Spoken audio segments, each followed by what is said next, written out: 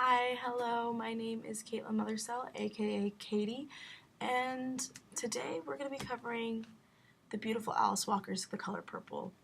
Now, Alice Walker is this amazing, strong-willed author. She created this beautiful book right here in my hand, and so many others. What we're covering today is The Color Purple. The Color Purple is this amazing adventure of Celie and her sister Nettie. It is a tale of womanism and strength and finding yourself through life and tragedy, and just an amazing tale of what two women have gone through and how they got through it. To me, the main character in the book mostly revolves around Celie. If you feel that it revolves around Nettie, then everyone reads it different. Alice Walker's a genius with this book, really and truly. She completely changes your mind and your belief and your view on the world and in people and in yourself. Really, she did an amazing job with this book, so thank you so much, Alice Walker, for writing this book. What is womanism? Womanism is so much more than just feminism. Feminism is just a small shade of the giant mass that is womanism. Womanism is believing in equality, but it is also strength, and it's love, and it's acceptance, and it's for men and women both, and it's finding strength in tragedy. So womanism is just a greater aspect than even I could describe, than I believe anybody could really describe, but Alice Walker did an amazing job in putting it into a book. How do I relate to womanism as a person? I believe in equality, just like every other feminist, but I do not believe that I am a feminist, because some of them get a little crazy. I believe that I am a womanist because I believe in acceptance and finding strength through tragedy, as I have done before, and I believe love is love, and that you should accept someone as they come, and just, I believe in loving others, which is a big part of womanism.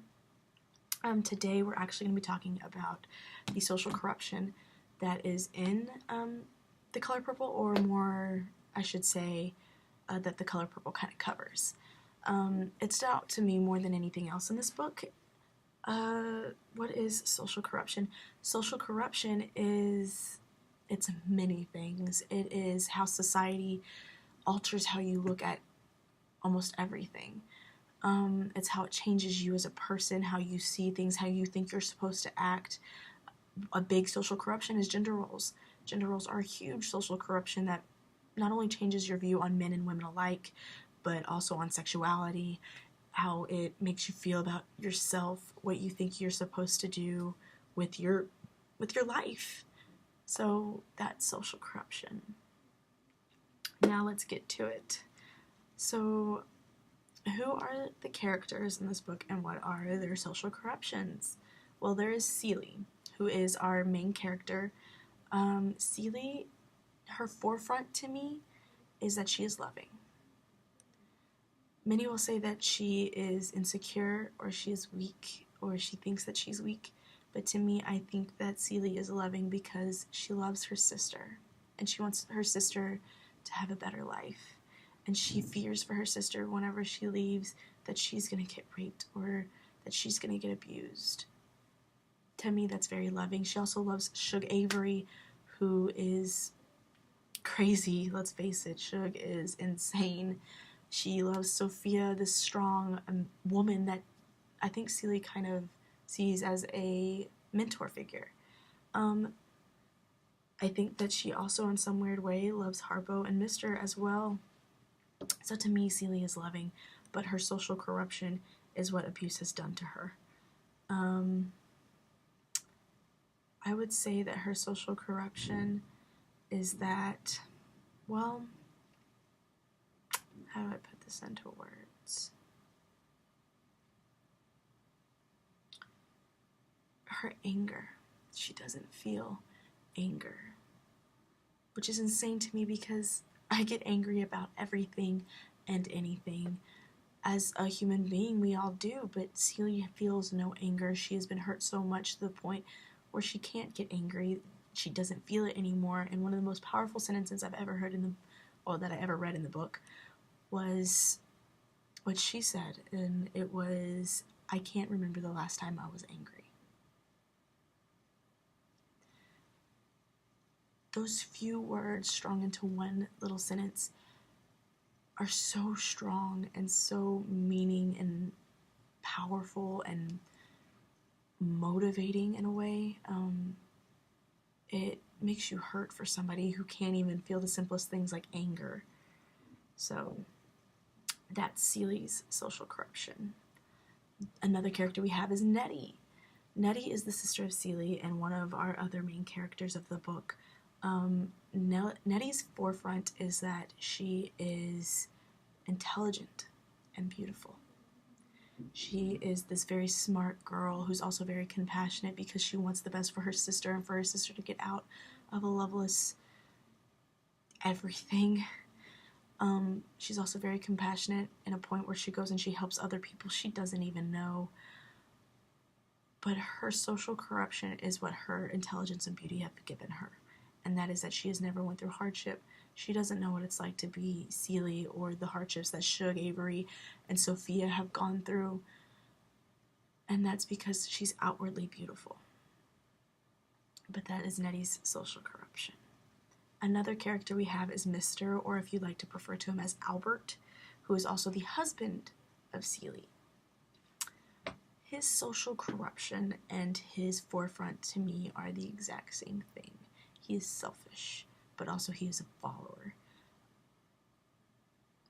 What I mean is that society has made him believe that because he's a man, he should get what he wants. He wants a wife to take care of his kids. He can get a wife to take care of his kids. He wants sex. He can have sex. He wants to do whatever he wants. He can do whatever he wants because he has a penis between his legs. But also, it has made him believe that he can't do things that are seen as girly, as in cooking or quilting or anything else that you think is feminine that a man shouldn't do, he can't do. So he believes that. And it rubs off onto his son Harpo, who is the next character we're going to talk about.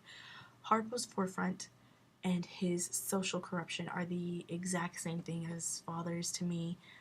They're followers. Harpo can't do what Harpo wants to do because he is a man. He can't be compassionate to his wife because he's got to beat her down because she won't listen to him. He's a follower. He went to his own father and asked him for advice. His father told him to hit his wife, so he tried to. Harpo and Mr. are both followers. That is their forefront and their social corruption. The next character we're going to talk about is actually Sophia, who is one of my favorite characters of this book. Actually. She's a very strong, very independent woman. She is mentally, physically strong. She's hard-headed. That is her forefront, but it is also her social corruption. She has had to fight her brothers, her father, her uncles, now her husband, and her father-in-law. She is always fighting, so she always has to be strong. And it's her social corruption because she's no longer just living. She is surviving. And society has made her believe that she has to survive. Sophia has a quote in the book that backs me up, and it is, "All my life I had to fight." And to me, those are very relatable words from someone who has been raised with 3 brothers in a very traditional Italian-American home. You have to listen to the men, not because they know better, but because they're protecting you. So to have to come up through all of that and have to fight men your entire life to prove that you are strong, I completely understand that. And Sophia is very relatable. I share her social corruption. Moving on, we are actually going to cover Shug Avery, who is our last and final character of this book to cover. To me, Shug Avery is timeless. She is not just a social corruption that is generational, like just for one specific time period. She is eternal. There is always going to be a Shug Avery in every friend group, every mass of people. Every generation is going to have thousands of Shug Averys because we've learned that we all kind of have this. Shug Avery is a very independent person. That is her forefront. She doesn't need no man. She doesn't need a helper. She is going to do what she needs to do to survive on her own. She's going to hustle to make her own life. She's going to get that money. She's going to get on that stage and do what she needs to do. She's going to take life by the horns and ride that bull, and she's not coming off. But her social corruption is that she is needy, that she is vain, that she constantly needs reassurance, that she is beautiful, that she is... what's the word? That she is desirable. Shug Avery, to me, her social corruption is that she's vain, that she needs that constant reminder she's a beautiful woman. She is what every man dream of. She's smooth, she's sexy, she's sultry, she has the curves, she has the skin, she has the hair, the eyes, the voice. But as she gets older, she constantly needs that reassurance. She has to date younger men so she still feels sexy. She always has to sexualize herself so that she thinks that she is good enough. And that is her social corruption. To back me up on her vanity and how she kind of looks at things is a quote that she has when she first meets Celie, and that is, "You show is ugly." That shows that she's paying attention to the physical aspect, just like men. But that's her social corruption. She needs to pay attention to the physical aspect of people because she's always looking at the physical aspect of herself because society has taught her to do that. So there's Celie, there's Nettie, there's Mister, there's Harpo, Sophia, and Shug. They all have different social corruptions that live within me, live within you, live within everyone and anyone that you meet or you don't meet. These social corruptions still live today. Some maybe not as strong as they would have been years and generations ago, but they still live within everyone today. And that is what the beautiful Alice Walker has covered in this amazing, brilliant book that just expands on far more than just social corruption. I sincerely suggest you read this book. It'll help you look at yourself different. It'll open your eyes to who you really are, who everyone around you really is, to society that we live in. The Alice Walker that wrote this book is an amazing woman. And this book is an amazing book. I suggest you read it. But thank you so much for being with me here today and listening to this huge spiel on a amazing and timeless book. Have a great, great day. See you later. Mwah.